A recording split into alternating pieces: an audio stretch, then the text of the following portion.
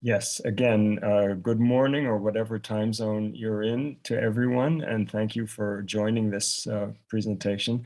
I'm Philip Lutgendorf. I taught at the University of Iowa for 33 years, teaching Hindi language and courses on literature, history, cinema, culture. And I've also had the honor of serving as president of AIIS. So what I want to do in my brief part of the presentation is to familiarize you a little bit with how the selection process works at AIIS, to kind of maybe demystify it. So you'll feel perhaps a bit more comfortable as you go into submitting an application. May I have the first slide, please? So I'm going to talk in a moment about the selection committee, but anyway, you can see that these are the three key criteria that the selection committee uses in evaluating applications. We can go to the second slide right away. Yeah, I'll come back to this, the fact that the importance of avoiding jargon and undefined terms in terms of the selection committee. Yeah, could you stop moving the arrow around there? Yeah, it's a little distracting. Okay, thank you. The selection committee currently consists of 10 members, 10 reviewers, and each of whom, and they're all volunteers. They're all South Asia scholars like yourselves. All of them, I believe, have had AIIS fellowships in the past. Sometimes pre-doctoral, sometimes postdoctoral. So they're all familiar with going through this application process. And I think that also gives them a certain sympathy as well for applicants. They represent a range of disciplines, and somewhere between a third and a half of the members of the committee, they serve, each committee member serves for a 2-year term, except each year, one of them volunteers to stay on for a 3rd year and chair the committee in the following year. But normally it's a 2-year term. And so each year, about between a third and half of the committee rotates off and new committee members are chosen. And they're chosen very carefully because we look at the kinds of applications that we're getting and the kinds of disciplines that are represented. And we want to make sure that we have representation on the committee of all these different disciplines so that people will be able to address proposals, very, very specifically in terms of their knowledge of the field. Each proposal is read by 3 selection committee members. And each reader is asked to write feedback that will be sent back to the applicant, regardless of whether the proposal is able to be funded or not. So successful or unsuccessful, you get feedback, and we consider that a very important service that AIIS provides. And many people have attested to how useful this has been to them, either in applying elsewhere if they have that option, or in reapplying to AIIS in some cases in a succeeding year. And you'll be seeing an example of this later in Sohini's presentation. The feedback, again, a great deal of time goes into this. I mean, serving on the selection committee is an enormous commitment for scholars. There's no real recompense for it. We don't pay anybody anything. It's a voluntary thing. It's an extraordinary experience because of the range of scholarship that you get to see. And it's actually a very inspiring experience because so many of the proposals are so good. And you get a sense of what's going on at institutions all over the country and by scholars from all over the world who are working on South Asia.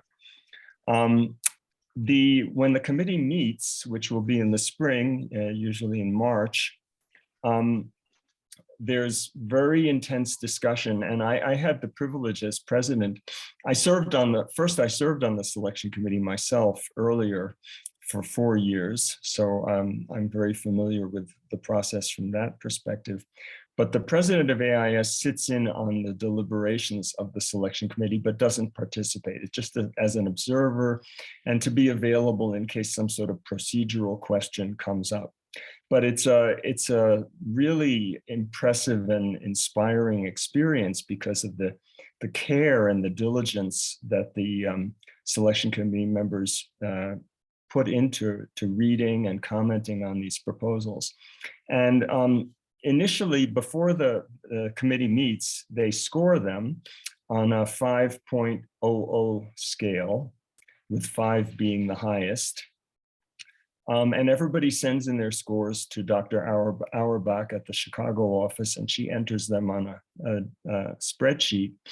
But in the actual meeting, there's a lot of discussion of the individual proposals, and people have the right to change their scores based on what they've heard.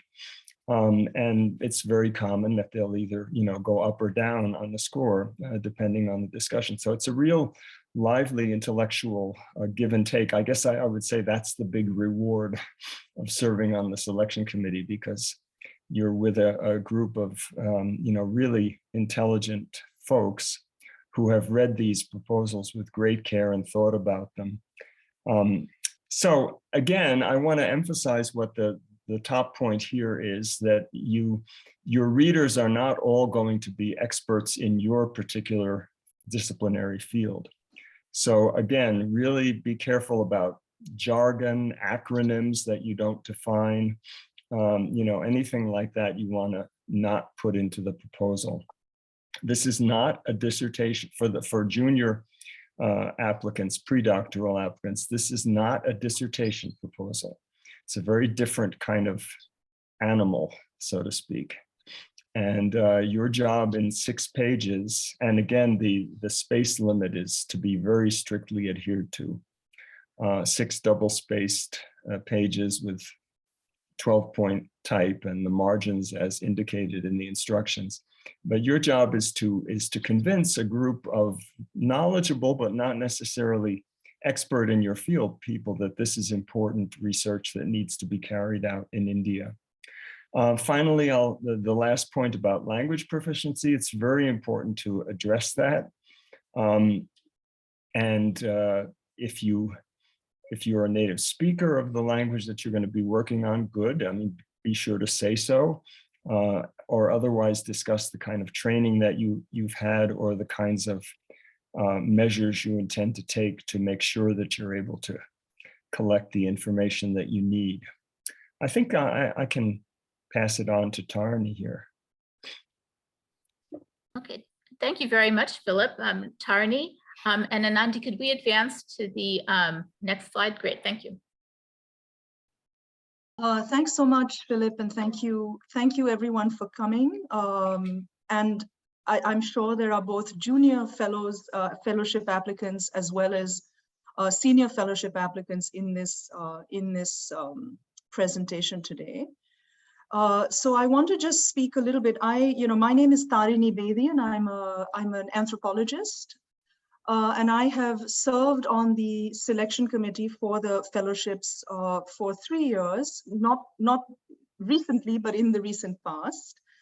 And so I have had the wonderful benefit of actually reading, perhaps I would say, I don't know, Elise, maybe you can correct me, approximately 600 or 700 AIIS proposals over this time.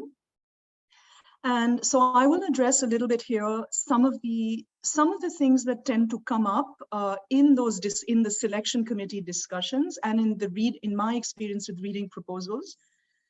Some of the things that tend to either make a proposal incredibly strong, or some of the things that actually might take away from an otherwise strong proposal. So I might get a little bit into the nitty-gritty. So we have to recognize that, so for both the junior and the senior folks, the AIIS proposals are research proposals.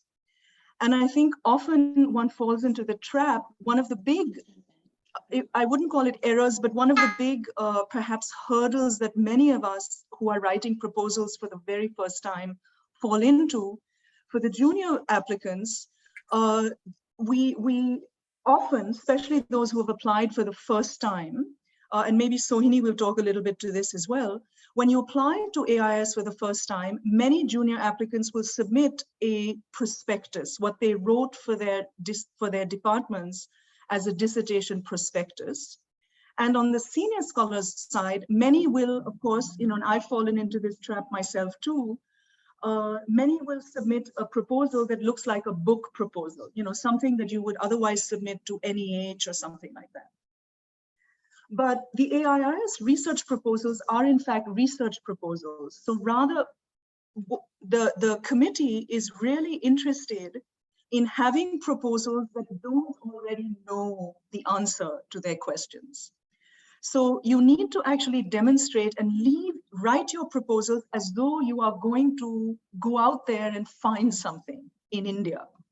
So rather than write your proposals as book proposals or dissertation proposals, where you outline what a final publication will look like, in the case of dissertation proposals, what has to happen is, and again, this is, there are different norms in different disciplines, and I think we have to be cognizant of that, is that we don't really want dissertation chapters where you've already decided what the dissertation is going to look like, or a book proposal chapters where you've already decided what the book will look like. These are research proposals which actually need to focus on conceptualizing a project and giving us a plan for how you will actually carry out the research in India. So that's actually very, just as a genre, I think it's important for everyone here to remember that. And you need to then, of course, step back a little bit and demonstrate why this project is important and interesting to Indianists across disciplines. And as Philip mentioned in his presentation, there is the kind of disciplinary jargon, and there are also disciplinary norms. And believe me, I'm an anthropologist. We have lots and lots of jargon in our discipline, which is doesn't always translate into other disciplines or into other disciplinary readers. So it's very, very important if you use any term, and I really mean this in very broad ways, any concept that you use that is very, very friendly or very well understood in your own discipline, you need to know that there will probably be no one else from your discipline on the committee, and therefore you need to explain how that concept has been used in your own discipline. So you have to very clearly explain to non-specialists, but smart Indianists, how your project is situated both in your discipline or interdiscipline, but also in the field of Indian studies more generally. So I think that's really, really important.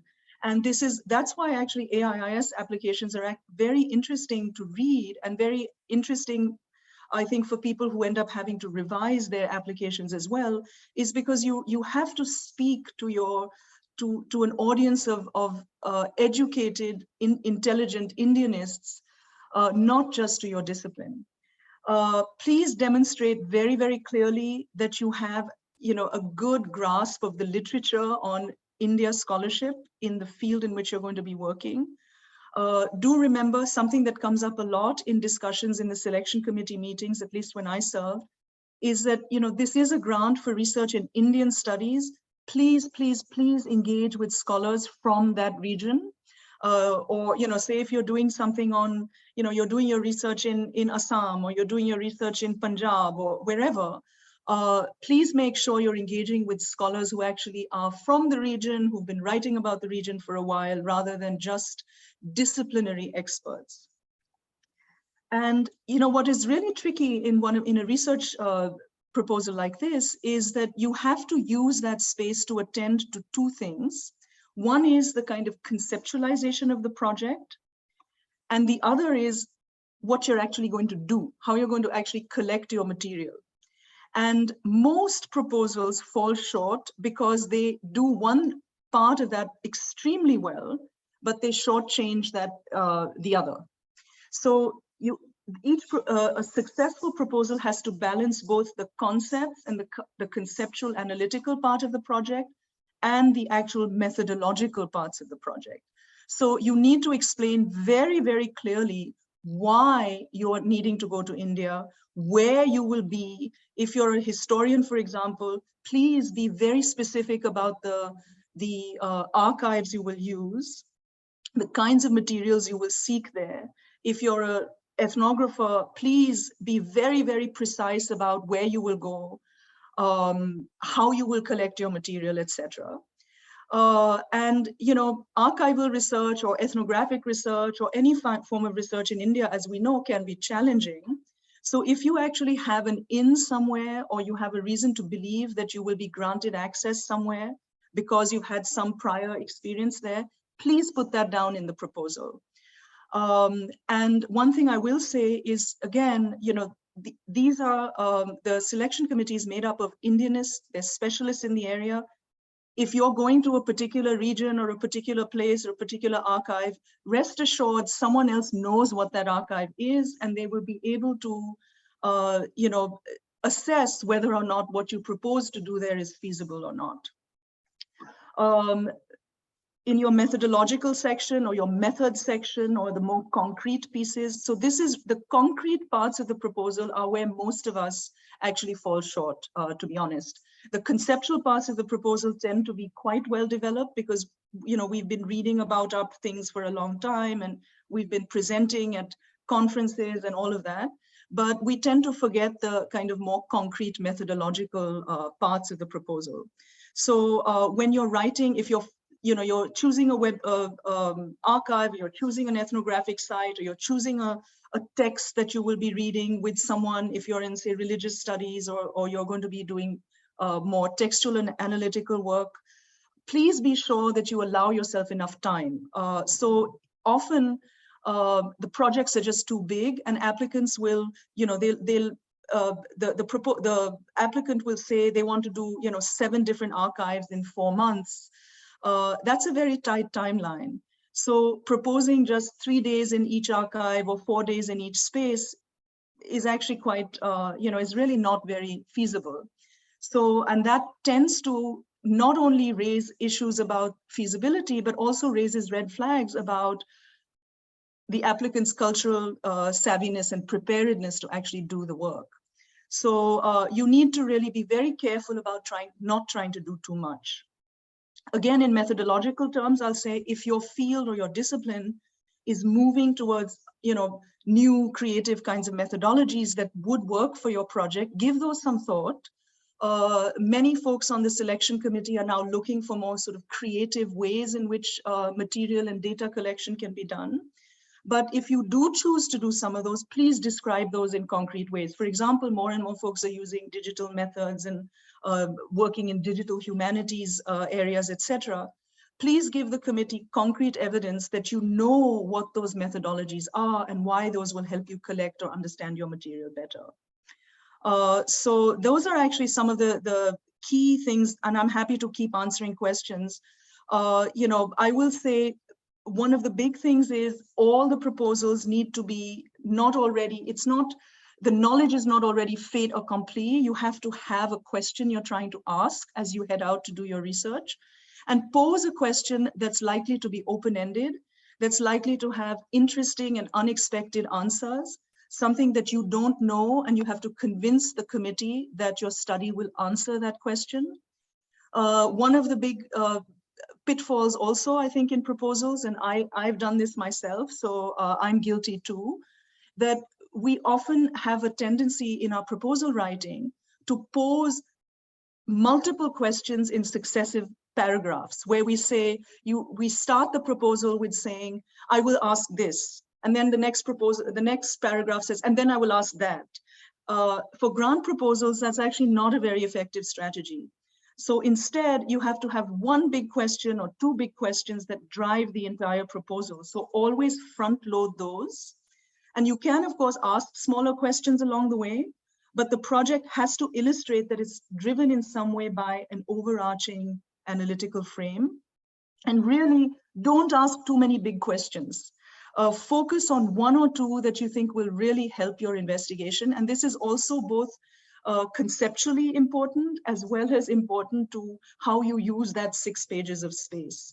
Because if you're trying to ask, if you ask, 7 questions in a 6-page proposal, there's no way that you're actually going to be able to do justice to how you will actually get to answer those questions in your data collection. So one of the main reasons that applications tend to score lower is that applicants really say they want to do everything. And I kid you not, the most common statement in review panels is, this proposal is everything but the kitchen sink. And that's a cliche, but it happens all the time. So really take some time to think through and pass what is really, really important and interesting to you as a scholar in your discipline, but also as a general scholar of Indian studies.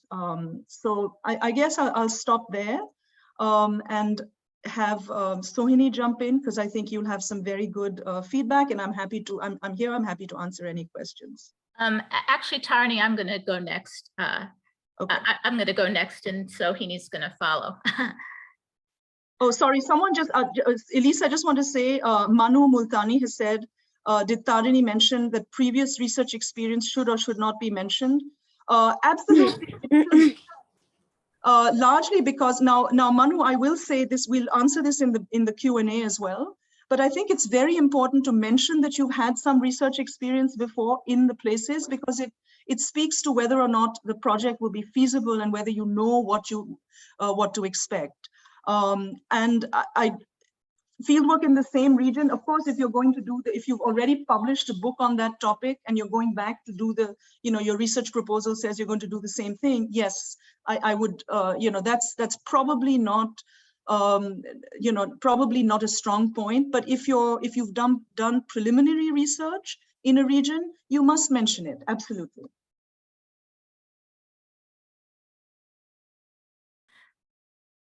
Okay.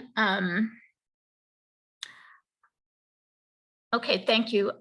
So Ananti, if you would go to the next slide, please. Thank you. So I'm going to just run through some tips. We also have these tips on the website. So first of all, I just want to reiterate what Tarini just said. You have 6 pages in your proposal, and you have to accomplish 2 major things. First of all, you have to ground your project in existing scholarship. You have to explain very clearly why your project is interesting and important, and why it's important to people beyond just yourself and people in your immediate discipline. And you also have to very clearly lay out what your research questions are. Okay, so that's one thing you need to do.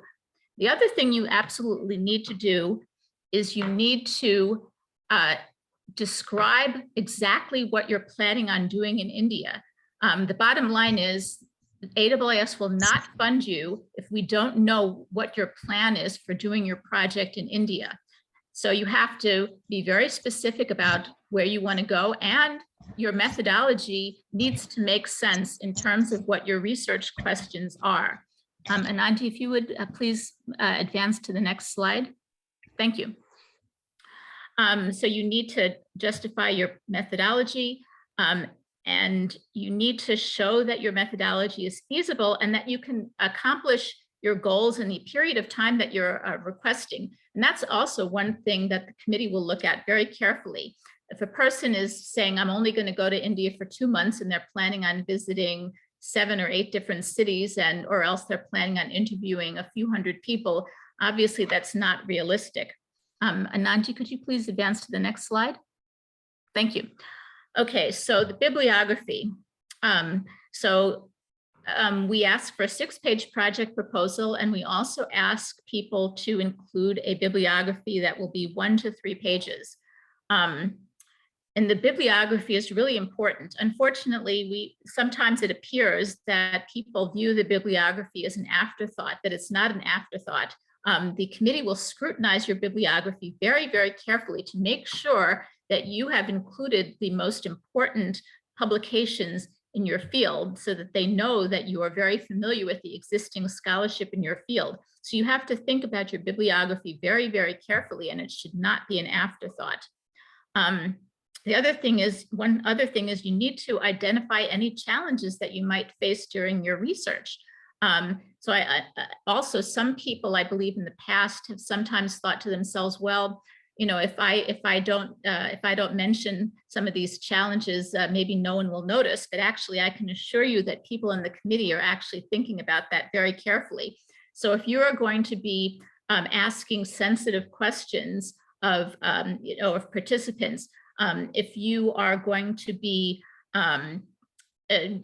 dealing with research in areas that are in dealing with topics that are sensitive, or you're going to have some issues of accessibility, you need to address those up front. You know, it's not that the committee is going to turn people down because they're dealing with difficult research questions or they're going to face challenges in their work. But what the committee does want to see is that you've actually thought these challenges through and how you're planning on address them. So again, you need to be upfront, and you should not shrink from addressing these challenges very honestly and openly.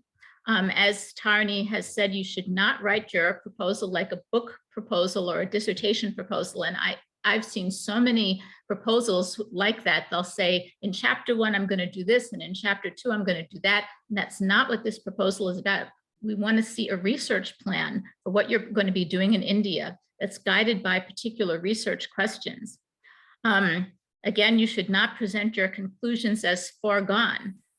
You need to demonstrate that you're not planning for your research to be confirming what you've already settled on. We want to see research questions that need to be investigated according to the research plan that you're laying out.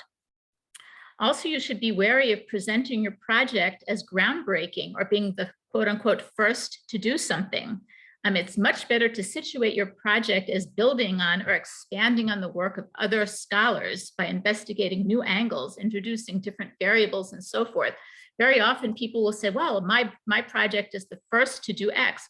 But the committee is going to know, there is going to be someone on the committee who's going to be aware of scholarship that's already actually been done. So please be careful about sort of grandiose presentation of your project. I think a little bit of humility is good. You want to think of yourself as standing on the shoulders of your predecessors and building on existing scholarship, and why what you're doing is a different take on the existing scholarship and how it's going to expand our knowledge about your particular field. And then also, again, your period of time requested needs to be realistic, and it needs to be justified in terms of the goals you want to accomplish. So those are very important things to keep in mind. We also suggest, and it's very important for everybody, whether you're a junior applicant applying for a dissertation fellowship, or whether you're a senior scholar who has gone on many research trips to India, it's really important to show your proposal and your application to people you trust. If you're a graduate student, please show your proposal to your dissertation committee. If you're a senior scholar, please show your proposal to colleagues. It's really important to get feedback on your projects. And I think most people will find it's very beneficial to have other people read your proposal before you actually upload your application. Also, I just wanted to let people know about our mentorship program. We have a mentorship program for junior applicants who are at institutions that do not have strong South Asia programs, where they do not have an advisor who's a South Asia scholar.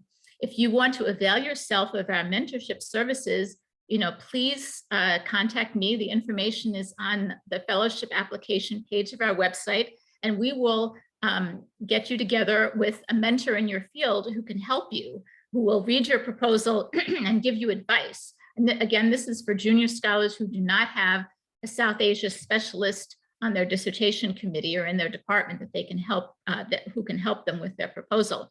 And then finally, I'd also like to point out the AIIS Language Program. Philip has mentioned the importance of language study.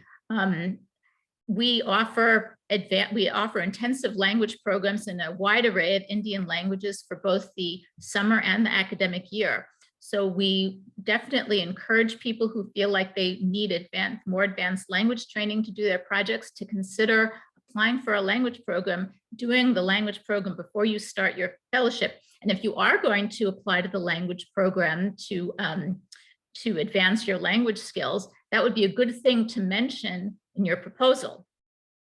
And I'd be glad to answer more questions. But now I'd like to introduce Sohini Chattopadhyay, who is actually finishing her AIIS fellowship. And she's going to talk to you about her own experience applying for a fellowship. Now, Sohini actually applied 1 year and did not get the fellowship.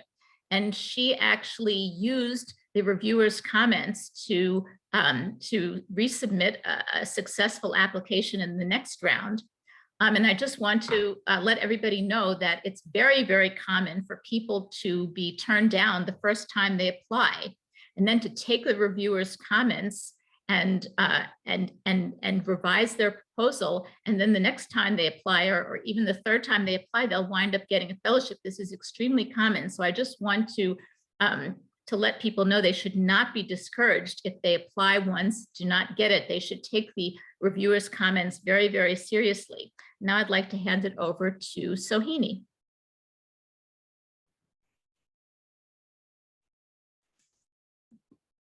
Hi, everyone. Thank you, Elise, for that introduction.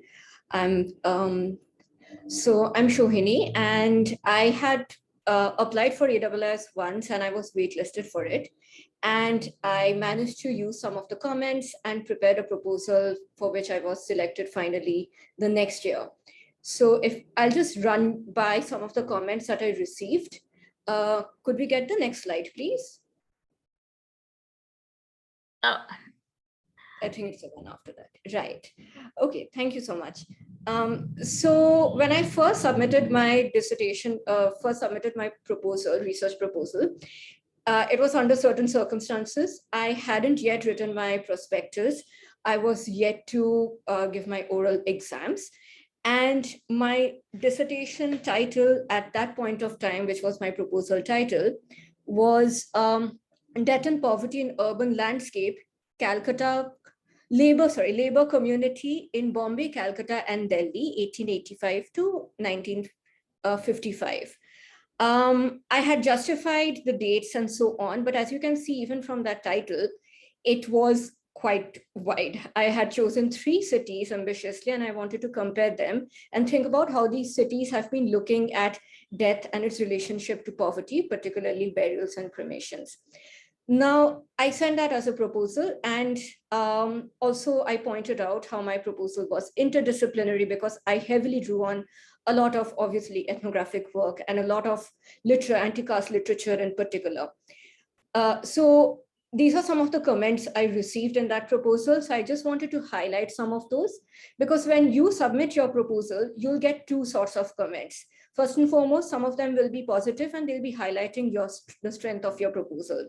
Please keep that in mind, because it's obviously very easy to get bogged down by something that you consider to be negative. If you can see through the sentences though, because this is not a response you got personally, something that I got, you will be seeing these more objectively. You can see that the comments and the responses are very constructive. And let me also be clear at this point of time that this is also possibly for a lot of you the first time that a committee that's anonymous to you will be reading your proposal. Your other options so far in your training as a graduate student would be your committee, your peers in your department, and also in conferences where you can defend your thesis and you can defend your paper. This is not the site. So when you get the comments, you'll actually sort of come across different ways people can perceive your projects, and you can actually learn a lot from it. In fact, I used a lot of these comments to eventually write my prospectus, and my final research proposal for AIIS eventually became the core of what I have as my dissertation right now, and I'm in my final year almost. So, all right, let us just briefly go through some of the positives and the negatives. So if you can see, there's a positive which says, those are all highlighted in blue, which says that the applicant has done an enormous amount of previous research on the topic.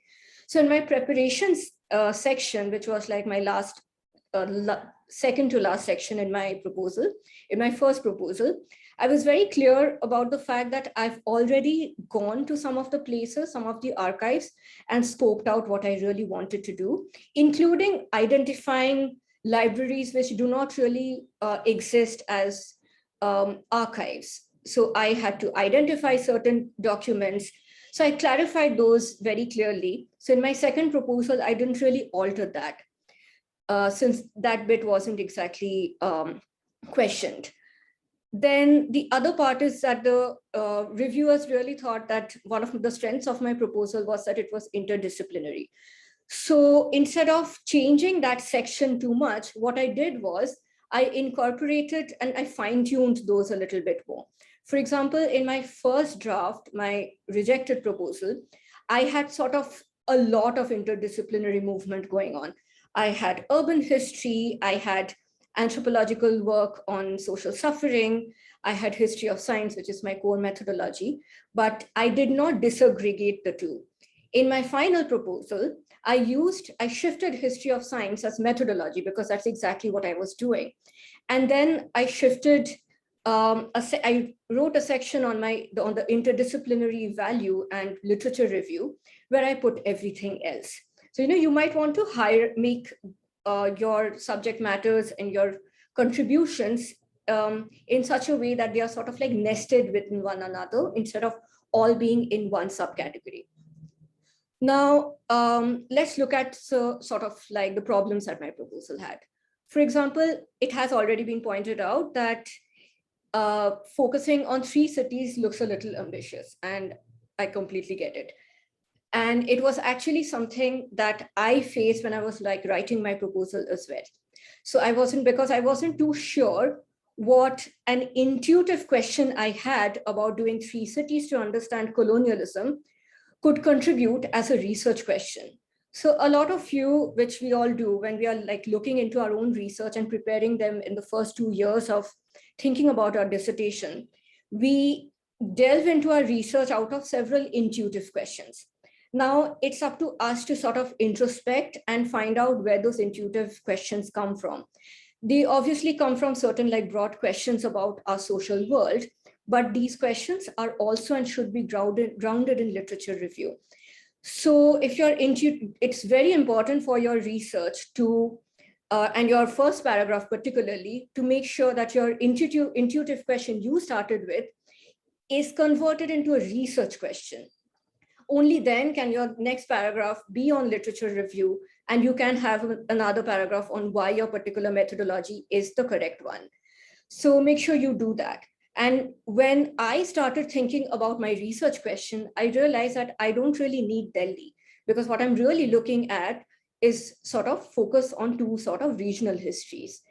And 2 is sufficient enough for me to understand and for me to draw out the comparisons I want to. If I wanted to do 3, it would just be extra work for me without really bringing in the answers to comparative that I was already looking for. So there is that.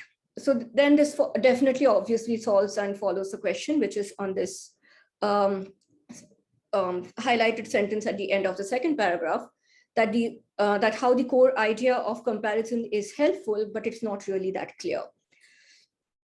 Then the final, if you look at the final paragraph, there are 2 things. One is that a lot of my sources in terms of my preparation, and when I had pointed out that these are the archives I'm going to look at, a lot of those were state archives.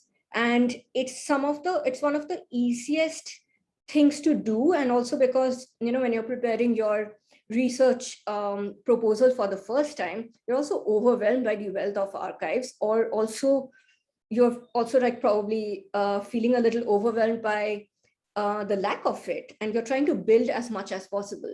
So it may, your fear or your understanding of your archive might just sort of bring up a nature of your research that you probably do not want as well. So think about that a little carefully. And I had to do that a lot, because when this question was about it foregrounds the role of the state in dealing with unclaimed bodies of the poor, I realized that I highlighted in my preparation that I'm going to reach out to mortuary charities. But in my literature review or in my methodology, I did not really clarify that I perceive these as non-state actors, and I do not see them as affiliates of the state. So when you're thinking about your methodology, you also, it really helped me to think back from the available amount of sources I had. Can we please go to the next slide? Thank you. So I'll just go through the organization of my two proposals. So in the waitlisted application, I had a very broad introduction, and I actually had, like Tarini had pointed out, I had, I think, three questions. And in retrospect, I don't think they were speaking well with each other. So there was that. Then in terms of my project significance and relevance, I had a literature review. And like I pointed out, I did not have a methodology section. In terms of the project layout after that, I just went into categorization of my chapters. Now, what that does is it's also a fiction that I was writing, right? Even though I want that surety as a researcher in my second year, I want that surety that I have a sense of my dissertation, but I can't honestly actually have that sense before I actually go to the field. And no amount of preliminary research will give us that clarity. But because I wanted that surety, I had a sense of potential chapters, but it is most likely a mythical document. It is more fictional than it's real. So it's best to avoid that even for your own sake, right? So in my potential chapters, what it did was it clarified what each chapter, each time period will do. And the easiest way for me to do that was to sort of segregate according to time frame and periodization. What it did not do was to demonstrate that I have a good grasp of the overall sense and direction of the research I want to take it to. So it did not address questions of, let's say, colonialism directly. In fact, it addressed questions of colonialism in very small ways, which was not obvious to our readers. So that's not a great way to, I thought that wasn't working out for me at all. In terms of preparation and research plan, I did not get any negative feedback on that or any feedback about improvement. So I let it be, except for add how much extra I've done in the next year, which was quite a little bit. So I added that. In terms of the bibliography, I also brought in issues of regional history, because that was one of the comments I had. And it was something I ended up engaging with in my final proposal, in my successful application. So let's move on to how I laid out the successful application. I subtitled my introduction as Introduction and Research Questions. And I very categorically said that I have a primary research question, which is XYZ, and I have a secondary research question. So my research questions were complete over there. It's something I did not have to delve into in any of the remaining five and a half pages. Then I looked at project descriptions and anticipated results, and I did not outline the chapters. Instead, what I did was really outline what are the three main things my dissertation addresses, and how this is going to, and what are the things I've done with existing archive also. I then moved on to research methodology, which were history of science and comparisons. And I put 2 paragraphs in it. Then I went into scholarly relevance and contribution. And like I said, I highlighted how much I drew from anthropology and how much I drew from sociology and other works on history of public health. So I drew that. And I kept the preparation and timeline sort of the same, because I didn't really want to deviate too much from the plan. In terms of the bibliography, I altered it a little bit, but not too much. But I made sure it's addressing some of the main works in Indian history and Indian anthropology as well, that is directly relevant to my research proposal. It's almost like if you plan to use subaltern historiography, let's say, and you are looking at Bengal, something that I did, and I'm drawing for, let's say, something like work of, let's say, Ranajit Guha, not mentioning that is a little deceptive. So make sure you're mentioning the main people, because everyone will also know them. So yeah, these are some of the ways that I think it worked out for me. I'll probably definitely say that when you receive the comments, it'll usually be a huge chunk of comments, and it's great. Keep that on the side for your future proposals, for your dissertation prospectus. It worked very well for me. And also, please make sure to look at the strengths, because you'll probably be thinking about your future and thinking about not having enough funding for a bit, and that's exhausting. We've all been there. But look at the strengths, and that will really, really help you build up an absolutely confident, successful application later on. Because your sentences will obviously also demonstrate the confidence you have in your work, and how and the confidence with which you want to get into the field and work with your research. All right, I'll hand it over to Elise now. Thank you so much. Yeah, thank you so much, Sohini. I think everybody will really benefit from hearing about your experience. Elise, could I just add something to what Sohini said? Sure. One thing I just want to emphasize, in case you are reapplying, as Sohini did, notice the fact that you're allowed an extra page to specifically discuss the changes that you've made since the previous application, and the way you have chosen to respond to previous feedback. That's very useful, because of course some of the readers, you may not necessarily have a reader who read your proposal in the previous round. There'll probably be somebody on the committee who's familiar with it, but they may not be one of the respondents. And the other thing I want to say is I'm not good at multitasking, so I'm apologizing to anyone who's written to me in the chat and I haven't responded to yet, but hopefully we can get to some of the questions in the time remaining. Thanks. Yeah, thank you very much, Philip. Yeah, actually, right now we're actually requiring that reapplicants submit a resubmission statement. So that would be a 7th page. So people who have, and that was one of the questions that was in the chat, reapplicants should definitely submit the 7th page. It's a resubmission statement. You should specifically address how you responded and how you've revised your proposal based on the committee's suggestions, the comments that you received. Before we go to questions, I also just wanted to briefly talk about the performing arts, the performing and creative arts applications. I mean, obviously, it's a different kind of a proposal. So you're, you need to be very specific, as with the research proposals, you need to be very specific about exactly what you're going to be doing in India. And that's one reason I would say that a lot of the performing and creative arts applications have not succeeded in the past, is that they have not been specific about what their plan is for when they go to India. You should assure the committee that you have all your ducks lined up, that you've done all the preliminary work, that you've established contact, let's say with teachers, or that you've laid the groundwork for the project you plan on carrying out. Performing and creative artists applicants will not need to include a traditional research bibliography, although you can certainly include any articles or any other publications that you think is relevant, but you can also include links to, let's say, websites or links to museum exhibits, or you can reference albums or concerts or whatever that have inspired your work. Also, for the performing arts applicants, we require that they include a link to their work sample.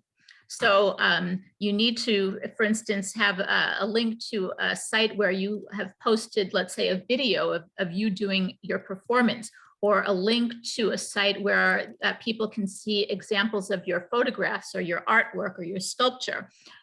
So that's very important. And it sounds kind of funny maybe, but we've had a problem in the past with people sending us links that do not work, so that when people click on the link, they don't get to the site. So you do have to make sure it's a functioning link. And then also, if for instance, you are sending a link to a performance where there is more than one musician, you need to point out which one is you. And you also should also point out in your statement when this particular performance took place. And Elise, I just want to also just add for the folks who are doing the applying to the performing arts fellowships, is that the committee does add an expert on performing arts to the review process. So we, the selection committee that is largely made up of sort of a scholarly committee, does in fact get reports and advice from an expert on the performing and visual arts as well in the evaluation of the proposal.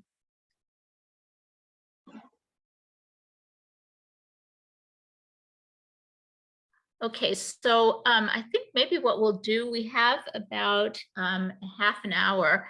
I think what we'll do is we'll ask, we can do sort of a tag between answering some of the questions that are in the chat, and if people would like to speak, if they would like to raise their hand. Anandi, I'm going to ask if you could, I'll recognize people, and if you could unmute them, then we can have people ask their questions, and then our panelists would be able to do their best to respond. So I see the first hand I see is Murali Basa. Anandi, if you wouldn't mind unmuting Murali. Thanks. Yeah. Thank you for giving me this opportunity. I just want to know that I'm working in Indian University, and I would like to know that whether I'm eligible to apply for this Indian fellowship in creative arts and performing arts. I'm not a US citizen neither, and I didn't study also in US. So, so non-US citizens, in order to apply for any of our fellowships, non-US citizens need to be either graduate students or faculty at a university located in the United States. Thank you. Let's see, Shamayeta. Anandi, if you wouldn't mind unmuting her, Shamayeta. Hi, thank you for the presentations and all the important discussion. I have one question really. So you mentioned like for the performance arts scholar, they can submit like links and videos. So I'm a geographer by training, and in my past I have done like a lot of mapping which are relevant. So can I use maps and tables? To what extent I can use maps and tables in my research project statement without being penalized? That would be my one question. And the other question would be in the review institute affiliation form, I see like name of prospective sponsor as one question and then institution as the other question. So if you can say me like how those two things are different, that would be good. So for the second question first, so we require, it's actually a requirement of the government of India that our fellows be affiliated with an Indian institution. So we ask people to fill out the affiliate sponsor form to give 2 or 3 choices of institutions in India they want to be affiliated with. They should be in or near the location where they want to do their primary fieldwork. So our office in India will actually pursue the affiliation. So the applicant is not expected to do the groundwork. So if you happen to know the name of a sponsor or a colleague that you at the institution that you'd like to work with, you can certainly put that down, but it's not required. And it's also not guaranteed that we will end up being able to affiliate you with that institution. I mean, the affiliation process can be fairly difficult, and AIIS India spends an awful lot of time and energy on it, but they're not always able to match people up with the institutions that they choose. However, that usually doesn't hamper people in doing their research. Yeah, and also, Shamyata, I will say it's not going to be held against you as in the evaluative part of the proposal process if you don't have someone already in mind to affiliate with. Yeah. The intellectual proposal is separate from all of those sorts of bureaucratic and institutional matters. So, and Tarini, can you answer her question about graphs and figures and things like that? Sure. So, I think, again, this is a really good question because it brings to bear on kind of disciplinary norms, right? And we do usually have a geographer, someone who's trained and teaches and works in a geography department on the committee. So I think that maps, Elise, correct me, does your application process have any space for appendices, or does everything have to go into that 6 pages? Yeah, we actually do not accept supplementary material. So, it's fine to include, so any map or any kind of diagram or whatever would have to be included within the 6 pages. Yeah, and so I would say, Shamyata, so there are many applications that I have actually, when I was on the committee, have read from geographers, even from folks who are sort of doing more, humanities-based mapping. And I think people who are using ArcGIS in these various ways, I think that if it illuminates your research proposal or your research questions or the spaces in which you'll be working, I would say yes, you should include them. Don't simply include maps you have created that don't pertain to the intellectual project. So absolutely, I would say if anything that illuminates the analytical thrust of the work should be included, but pick and choose what you can and what you think you should and should not include. And this is one of the big reasons why we suggest, and the junior folks actually do end up having someone take a look at their proposal, either an advisor or somebody. I would also recommend those who are applying for senior fellowships also get another set of eyes on it, because these are the kinds of things that people will say, well, maybe you don't really need this, or but maps and things, absolutely. If that's the disciplinary norm that helps you make a better case for yourself, I would say absolutely do it. Yes, and I would add to that, do not refer your readers to a URL, to a website, because in most cases, they're not going to have the time to pursue that kind of lead to find out more about your project. You need to say what you need to say in the proposal. Yeah, thank you for those insights. And I just have a follow-up to I think we need to take some other questions, okay, though, sure. in fairness. Yeah. Adrienne. Hi there. Thank you so much for this very helpful webinar. My question is about the Senior Scholarly and Professional Development Fellowships. Tarini has been very helpful in answering some questions sort of on the back channel here, but I wanted to get a sense of from other panelists if there was any advice that you may have for people who are not India specialists and who are wanting to put together an application. In this case, is some preliminary research expected or experience expected? What are other advice could these sorts of applicants, what advice would you have?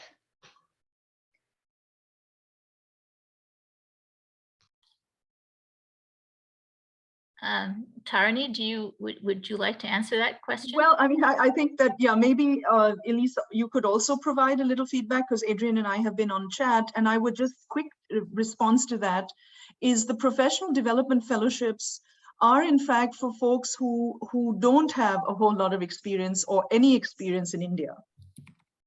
And it's the idea is to, I think the impetus, and correct me if I'm wrong, Philip, in terms of the category of this fellowship, is the impetus is to actually have folks who are thinking about stuff in other places, use India as a lens through which to understand these bigger questions that they've been asking. And so very few, as far as I know, of our professional development folks actually have ever done any work in India at all. That's correct. Yeah. And also the idea is that it would be a significant addition to their teaching or research assignment. Right. I mean, the idea is to expand India scholarship beyond just, folks who are India specialists. And I think if you're not an India specialist, and you can also make a clear case in your proposal that it will enhance, as Philip says, your teaching, your pedagogy, and your own scholarship in other regions of the world, that would be that would make a clear case for this. And there is no expectation, as far as I know, for prior work in India, because that's the whole point. The hope is that this will be your work in India. But of course, you want to give evidence of any kind of background research you've conducted or any kind of groundwork that you've laid, so that the committee doesn't think you're going in, that you're going to be able to land on your feet and actually accomplish something. So that's important.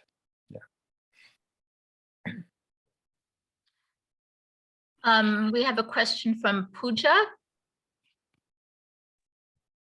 Hello, everyone. Thank you so much for organizing this event. This is really helpful. My first question is about, because my research will involve human subjects. So do I need to include IRB as part of my timeline, or do I need to do that before I reach India for the fellowship begins? We're not going to be involved with the IRB process. So we would leave it up to the fellow to work, because every institution has a different process. So we expect our fellows to do that, whatever clearance is necessary with their own institution. You would want to talk about your general timeline in your proposal. You can include that, during X time you're planning on obtaining or going through the IRB process, but we would not be involved with that. Okay. And my second question is about what I also wrote in the chat, but so my methodology, I understand it would include data collection part as well as a little bit of analysis and anticipated results afterwards. But my analysis is about social networks, because I'm interested in communication networks of vulnerable populations. But that analysis can bring some jargon into the narrative, what I will be writing. So that's what I wanted to know, that if those words which are not really familiar with the people in other disciplines come up, how to navigate that kind of narrative style. Tarini, would you like to take that? Well, just define them, and that's the thing. I think you have to, and I think that proposal writing in general is a different beast from anything else, as I think Sohini also mentioned that, so beautifully actually, that your prospectus, everything about your dissertation has been read by, or your work, whether you're applying in a dissertation category or in a senior fellow category. People who have been reading your work, and they kind of just get those concepts. Assume you're really speaking, I think writing the proposal, think of the reader. So make this what might be called, what I think might be called a readerly document, right? It's not the writer that you know what you're doing. And I would say that, if you have a lot of jargon, and every discipline has its jargon, I totally get that. Just define the terms. Don't assume people know exactly what you mean, because every discipline also uses different terms differently, right? So as long as you define it, it's fine. Let people know what you mean when you use a particular term. So that they don't have to say, well, I don't get this, or this, doesn't make sense, so this is disciplinary jargon. If you can define it, it's no longer jargon. It's actually defined concepts, right? So don't be afraid to use what your discipline does, as all of us should be if we're immersed in any kind of discipline or interdiscipline. But you do need to be able to define what that means, and why those things matter to Indianists more generally. All right. right? Thank Like you. always be thinking, why does this matter? Why would other people think that it matters? And one thing I will say is, having now written many proposals myself and read hundreds of proposals, is, I think we have lost in some ways, because we've been ground down by our structures and all of that, is that our projects are fun for us to do. That's why we do them. So, get other people to find them fun. Okay. And important, so I think that that's maybe coming at it with a certain sense of intellectual play is, I think, an important way to approach these kinds of proposals, is that it's, if you're not really excited and if you cannot explain yourself, then others will not understand what you're saying either. So, so enjoy it to some extent, so that your enjoyment is contagious for the committee. Thank you. And just one small question. When you say that we need to have an affiliated institution, does it have to be an academic institution, or it can be a social sector organization in India as well? In general, junior fellows need to be affiliated with a degree granting institution in India. All right. But the thing is, a lot of people get caught up in this. Affiliation with one Indian institution does not in any way restrict you.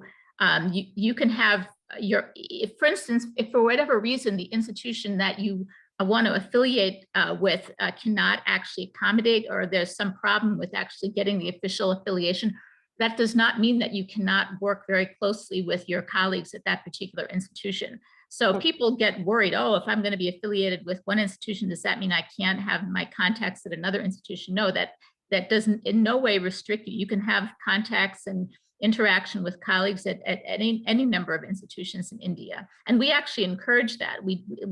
That's one thing that's very important. We want to encourage our fellows to interact with colleagues at Indian institutions. Mm-hmm. Thank you. And I just wanted to, just a couple of questions from the chat.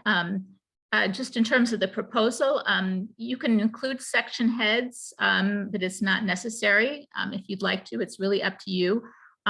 Someone asked if we fund survey research. We actually we are actually open to fund any kind of project. The bottom line is you have to demonstrate that the project needs to be conducted in India. That's the bottom line. So let's see, Suparna Soni. I see Suparna Soni has a question. Hi. Hello, everybody. I think you kind of answered my question partially, at least. When I hear all the experiences, Sohini also, I felt like it was the people doing archaeology and all those kind of working with documents and stuff. I think those kind of projects are more popular, and my research would be very different. And as some, of course, survey data and maybe talking to people and maybe bureaucrats and of course it's political science and public administration field. I'm from that field. So I would be doing something very different than what I'm hearing now. So that was my kind of thing, that if it's a survey research and something that is not a social science, it's a social science, but not kind of archaeology or anthropology and all that stuff. So with those kind of, what are the chances of those kind of research? That would be well, I can't comment on if I can jump in, I can't comment on your specific chances, of course, but I mean, absolutely, that kind of project is perfectly valid.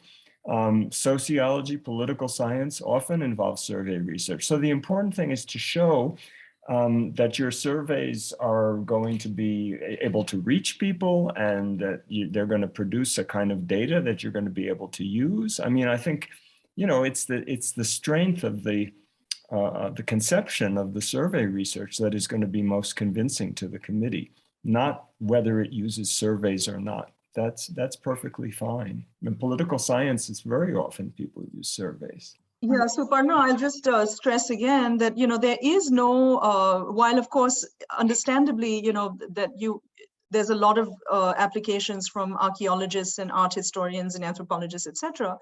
But there is no, the AIIS selection committee welcomes, there's no, one methodological attunement that, will always win, will always be awarded.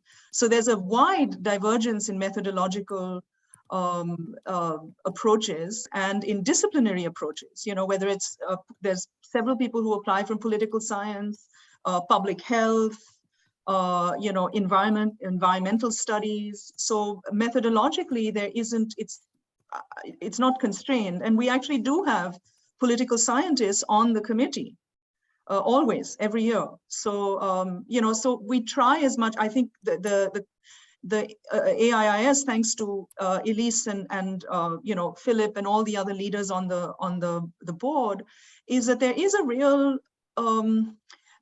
real commitment to methodological heterogeneity and disciplinary heterogeneity that expands the study of India in important ways. So absolutely, don't be scared away by methodological approaches. Not at all. Thank you so much. Thank you, Philip. Thank you, Tarini. Thank you. Let's see. I see Arpit. Would you like to ask your question? Yeah, thank you so much, Elise. Thank you. So this is this question is slightly similar to earlier conversations, but say, for example, some work also involves, and Tarini, what you were saying earlier, it involves the digital humanities and questions of multimodal ethnography and digital ethnography. In those kind of cases, it's a two-part question. One is, how do you include your prior work and prior experiences in those kind of media creations? So media productions that you've done earlier. And as Philip was saying, obviously, like, the viewers won't have the time to look at the URLs in most times. So one is that, how do you, like, is there any suggestion as to how to include prior media productions as part of your experience? And the second is, how do you also include ethnographic films and questions of other scholarship around that, which is not in print medium? How do you also include that as part of your, not just bibliography, but also in terms of in context of like presenting your work and saying that, so this is where, because my work is related to community media practices within indigenous communities in India, and a lot of that also, and I have a prior experience in creating community media films and documentary films. But how do you play that in an application project like this? And yeah, any view on this? Thank you so much. Arpit, is this for a pre-doctoral fellowship, or is this for a performing and creative arts fellowship? Or Oh yeah, sorry, I forgot to. Yeah, so this question is also, I was asking this because this is for a junior research fellowship. Okay. I'm a PhD candidate. Candidate. Yeah. So when I said that you shouldn't include URLs, I would say certainly in your CV and in your bibliography, if they're relevant, if that's where the material is, you can certainly include it. I can't guarantee that every reader is going to have the time to follow up on every lead like that. But I think they will make a good faith effort to see the kind of stuff that you've done if it exists in digital format. AIIS, is through a completely separate initiative. We're actually funding digital fellowships through a program called DIL. If you're not familiar with that, you can find information about it on the website, called Digital India Learning. Now, that's not aimed at a person like you primarily, who's looking for a dissertation fellowship. Yes. But we certainly, we're very sensitive to the fact that both humanities and social sciences and research is increasingly being carried on with digital platforms, and I think there's a lot of interest in that among scholars affiliated with AIIS. Anybody else want to add to that? Arpit, yeah, I think that the digital work, absolutely, if you're working with sort of multimodal methods, and I'll say this is perhaps a somewhat separate response to how you might make your own work visible, as Philip has said, through URLs or things that are not textual data. But absolutely, if you're going to do a project which is an ethnographic project on community practice, on community artistic production, and you will be using multimodal methodologies that draw from whether it's ethnography or filmmaking or all of these things, please do. Those are really amazing. And I think that you can, those are projects that I think the committee is, as Philip said, AIIS is interested in funding those kinds of projects. Articulate those methodologies as best you can in the 6-page proposal in your textual piece, even if you cannot reproduce them in textual form for the readers. Does that make sense? Yes, yeah, that really helps. Yeah.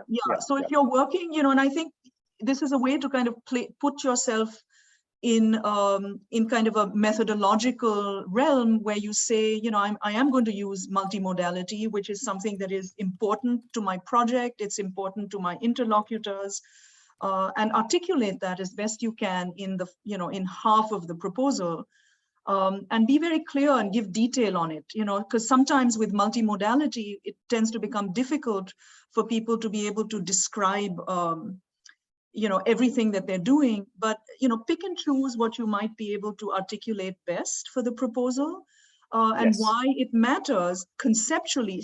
This is something I perhaps did not say clearly enough in my presentation, is that, while you have methodology and concept in the proposal, half and half, or however you decide to divide it up, what's really important is to make sure that those are both linked to each other. It's like, this is what I'm going to do in order to answer these questions. A lot of the time, people will write their conceptual piece and then write their methodological piece, and you're not quite sure how the methodological work will actually answer the conceptual questions. But if you place yourself within kind of a multimodal methodology, and your conceptual questions are asking multimodal things, then that's a good way to bring those kinds of things together. I don't know if that helps at all. Yeah, that really helps. That really helps in terms of thinking through the application also. Yeah. Thank you. It's also sort of like when people will say we get a lot of proposals which are using sort of participatory methods, right? Yes. You're using community, all wonderful, because these are many of our fields in both the humanities and the social sciences are moving in this direction. But, don't just locate your methodology in the thinking about participatory methods. Just like in your case, perhaps you locate your multimodal methods in the broader analytical world of what multimodal, ethnography or anthropology or filmmaking means. Yes. Right. So our methods are never separate from our analysis. I guess that's maybe what I'm trying to say. And try to link them as best you can, but not do away with one or the other. Yes. Yeah. Let's try to get to a few more questions, but when we run out of time, if you have a burning question and you didn't get a chance to have it addressed, you're welcome to write to Dr. Auerbach at AIIS, and she will either answer it or direct it to any of us if she thinks that we could better answer it for you, and we'll do our best to get back to you in a timely fashion. Yeah, thank you. So I see 3 more hands up very quickly. Someone asked about doing postdoctoral research in the same region as they did their dissertation research. And yes, you can certainly propose a project to do a fellowship, a senior fellowship in the same region or the same city where you actually did your dissertation research. However, the project should not be framed as just preparing your dissertation for a book. There should be a new research plan. So in general, the committee does not fund projects to turn a dissertation into a book. So there should be some kind of a new component, although obviously it would be something that would build on your dissertation proposal. So I see Shagun Gupta, if you'd like to ask your question. Yeah, thank you so much. This has been really useful. This is, I think, a couple of questions have been asked to Sohini, and perhaps others could answer this as well. In your resubmission, essentially, I'm hearing a lot of you need think about what the reader needs to know in terms of literature and position yourself. But then also you should be speaking to all of the major scholars in your field. So where did you sort of fit that into the components that you had in your resubmission? Were you sort of weaving that in throughout, or was there sort of, maybe the introduction or the description where it stood out the most? Hi. No, I think a lot of it depends on how you want to explain your project. For me, it made sense to compartmentalize a little bit. I wanted to address a lot of other things, but engage with literature review and scholars I'm engaged with, particularly in methodology and literature review. So people whose work I was drawing as methodological inspiration, I was putting that in the method section. And people whose work I was drawing as a sort of like building upon their work in terms of their scholarly relevance of my region, or so then, for example, of Bombay and Calcutta, which I work on, or broadly about colonialism and British imperialism, I was putting that as literature review. So other than that, I don't think I mentioned scholars' work when I was explaining my own project, because I also wanted to sort of like quickly get that done with, give a broad overview without really making the sentences not have too much of interferences from anywhere else. Yeah, I hope that helps. But I think it really depends so much on how you argue and how you want to explain. Shashank, we have a question from Shashank. Yes, hi everyone, thanks a lot. I had two questions, but we may not be able to get to all of them, but I'll just ask them very quickly. One was this 7th page resubmission statement that we have. Should that be like a standalone, say, okay, you know, this was my comment, this was the comment given to me, and this is how I'm addressing it? Should it be like that, as like it's a standalone separate 1-page document, or could I integrate that within my 6-page proposal as well? As I'm going through, I add another paragraph to my existing proposal and say, okay, this paragraph is actually addressing what I, you know, based on the feedback that I was given. That was my first question. I think it's better to keep it separate. Okay. Because after all, some of the people reading it will not have read your previous proposal, and it's distracting. What, you know, you have to make the new proposal stand alone and be convincing in its own right. And then you have that 7th page to say how you've been influenced by the previous submission. Got it. So should we include the comments given? You don't necessarily have to include the comments. You can refer to them. You can, you know, maybe selectively quote if it's relevant, if it's useful in showing what you've done with them. Mm-hmm. Okay. And my second question was kind of similar to Adrienne, where, you know, she spoke about scholarly research that she had not done in India. Same here. I am applying for a senior fellowship. I've not done any fieldwork research in India, and my core discipline is not India studies, but I'm planning to take my own research that I'm doing and science research that I have been pursuing and applying a lot of them into Hindu culture and Hinduism, and take it to India and architectural spaces in India. So I was just wondering if there are any prerequisites, and would I qualify for such a fellowship, like, you know, at AIIS? As I wrote to you in the chat, I mean, there's no reason why this couldn't be a fundable proposal, but I think I would need to know a little more about it to give you some feedback. Yeah. Got it. Yeah. It sounds interesting. Okay, thank you. Yeah. The thing is, we're open. We welcome proposals from people in all disciplines, you know, all different kinds of projects. Again, you know, the bottom line is the project needs to be carried out in India, and you need to make a case for yourself in the proposal. So we don't favor certain types of projects or certain disciplines. Yeah, and then we have a question from Akshali. Hi, thanks for going a little bit over to accommodate. I wrote in the chat, I'm not an academic. I'm not affiliated with any university right now. I work in local government, and I've never done research in India. And I'm just wondering, how are kind of professional development or projects looked at? Do we still do the same type of, do we still write it as an academic proposal with the research question and with the bibliography, if we're doing more of a professional project that's more related to policy and kind of project planning rather than an academic study? And then also as a follow-up question to someone else's, can the professional development fellows work affiliate primarily with a think tank rather than a university? Well, I'm going to maybe let Tarni or Philip answer your first question. For the second question, Gee, Elise, I was thinking you should, because I don't know okay. that we've ever had such an application before. Well, we'd certainly be open to it. In terms of the affiliation, AIIS has memoranda of understanding with a number of institutions in India that have agreed to affiliate our fellows. So, we do ask, we have actually, if you'll notice on the website, on the affiliate sponsor form, there's actually an attached list of institutions with which we normally affiliate our fellows, and that list is very extensive. So it is a good idea to include at least one choice of an affiliating institution that's on our list.